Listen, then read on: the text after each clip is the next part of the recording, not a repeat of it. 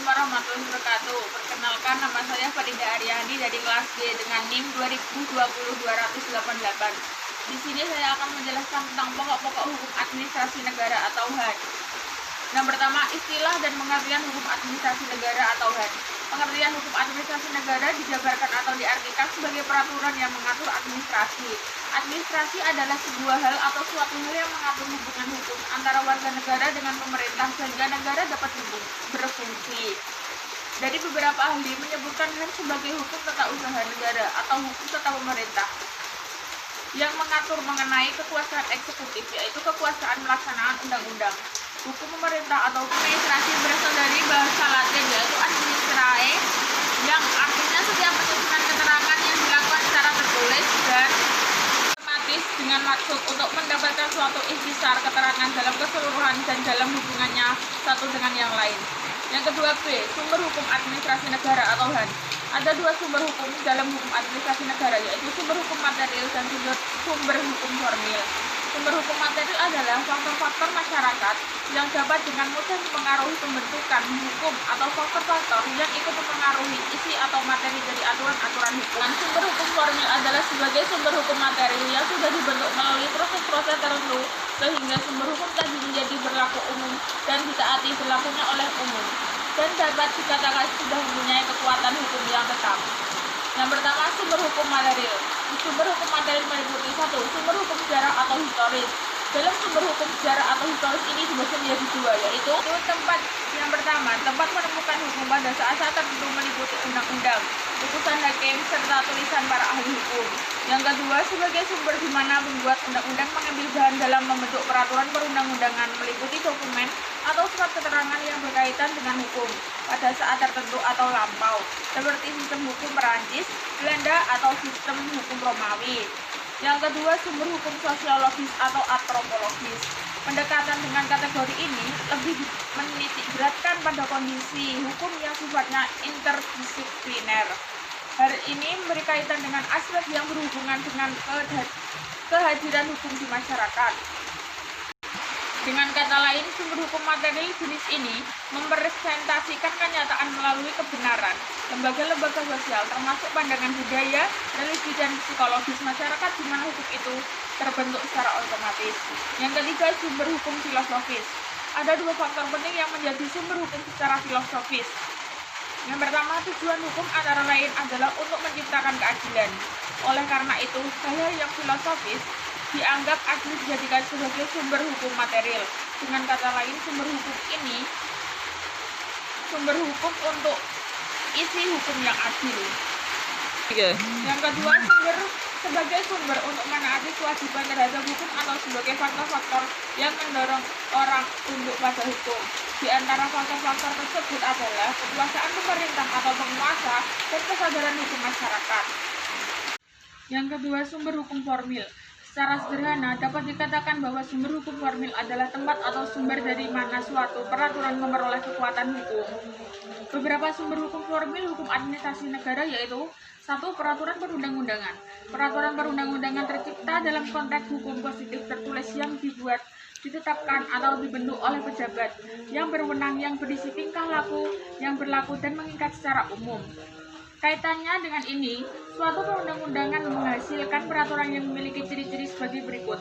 Yang pertama, bersifat komprehensif atau luas dan lengkap, merupakan kebalikan dari sifat-sifat yang khusus dan terbatas. Yang kedua, bersifat universal, diciptakan untuk menghadapi peristiwa-peristiwa yang akan datang yang belum jelas bentuk konkretnya. Oleh karenanya, ia tidak dapat dirumuskan untuk mengatasi peristiwa-peristiwa tertentu saja. Yang ketiga, bersifat memiliki kekuatan untuk mengoreksi dan memperbaiki dirinya sendiri.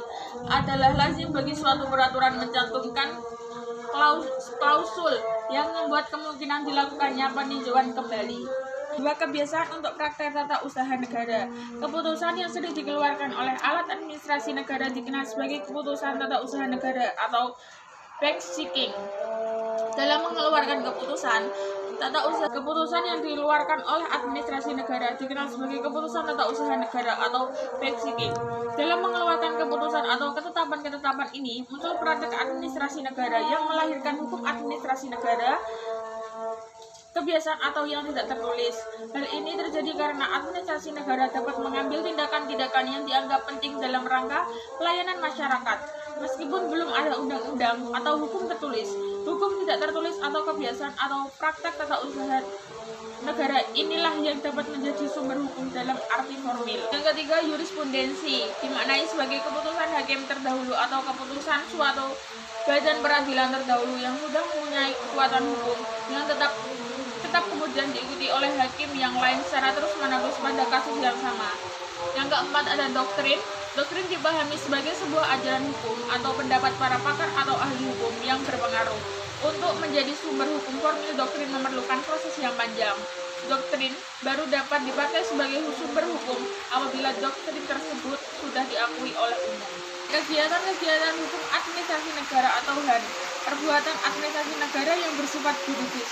Kegiatan atau aktivitas yang juridis ini menciptakan hubungan dengan administratif rechtskinen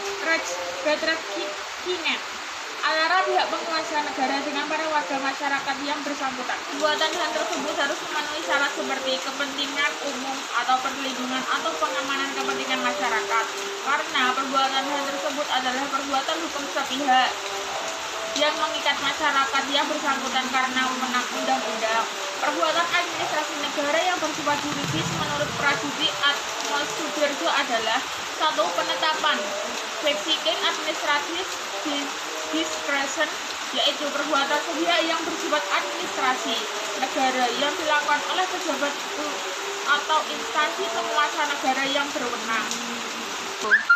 Yang kedua, rencana atau plan adalah suatu perbuatan administrasi negara yang menciptakan hubungan hukum yang mengikat antara penguasa dan warga masyarakat. Seperangkat tindakan-tindakan yang terpadu dengan tujuan agar mencipta suatu keadaan yang tertib, di mana tindakan-tindakan tersebut telah selesai direalisasikan.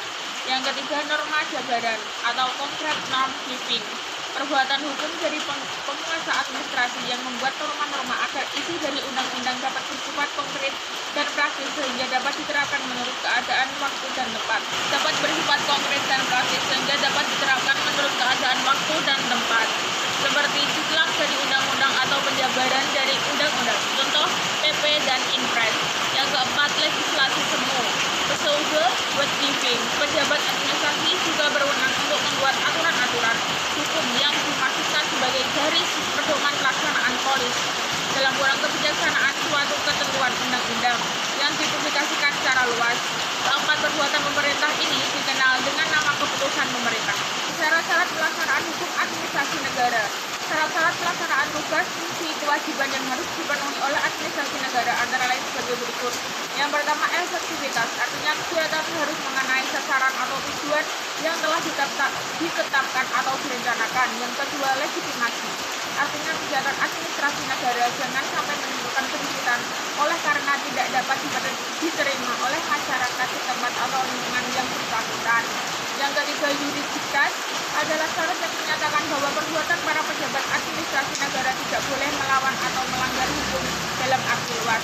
Yang keempat adalah legalitas, intinya arti setiap perbuatan atau keputusan administrasi negara harus berdasarkan ketentuan undang-undang. Yang kelima, moralitas adalah moral dan etika umum maupun kedinasan wajib. Dijunjung tinggi, perbuatan tidak senonoh, sikap kasar, kurang ajar, tidak sopan dengan kata-kata yang tidak pantas wajib dihindarkan. Hal ini sangat diperhatikan dalam masyarakat. Yang keenam, efisien, wajib dikerjakan seoptimal mungkin. Efisien, wajib dikerjakan seoptimal mungkin. Kehematan biaya dan produktivitas wajib diusahakan setinggi-tingginya. Ketujuh, teknik dan teknologi wajib dipakai untuk mengembangkan atau mempertahankan mutu prestasi yang sebaik-baiknya. Prius Hermesman dan Gentleman de Pauwier. Prius Hermesman, kepala daerah dan atau pejabat administrasi negara merupakan tindakan hukum administrasi negara.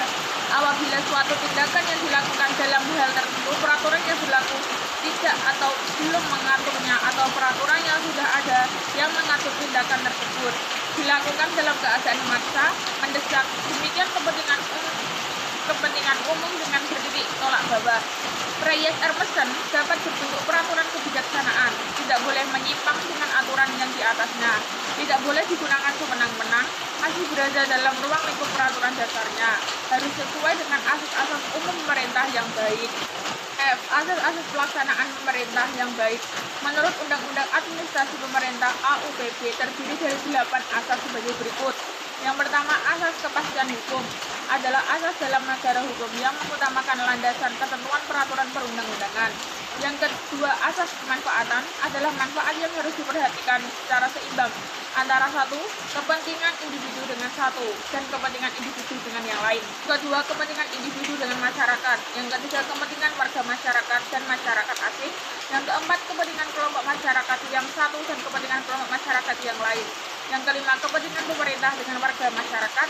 Yang keenam, kepentingan negara generasi yang sekarang dan kepentingan generasi mendatang. Yang ketujuh, kepentingan manusia dengan ekosistemnya. Yang kedelapan, kepentingan pria dan wanita.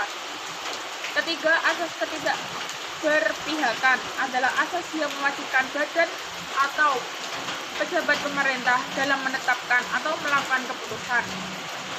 Yang keempat, asas kecermatan adalah asas yang mengandung arti bahwa suatu keputusan atau tindakan harus didasarkan pada informasi dan dokumen yang lengkap. Kelima, asas tidak menyalahgunakan kewenangan adalah asas yang mewajibkan setiap badan atau pejabat pemerintah tidak menggunakan kewenangannya untuk kepentingan pribadi atau kepentingan yang lain dan tidak sesuai dengan tujuan pemberian kewenangan tersebut, tidak melampaui, tidak menyalahgunakan, dan atau tidak menyampur adukan kewenangan.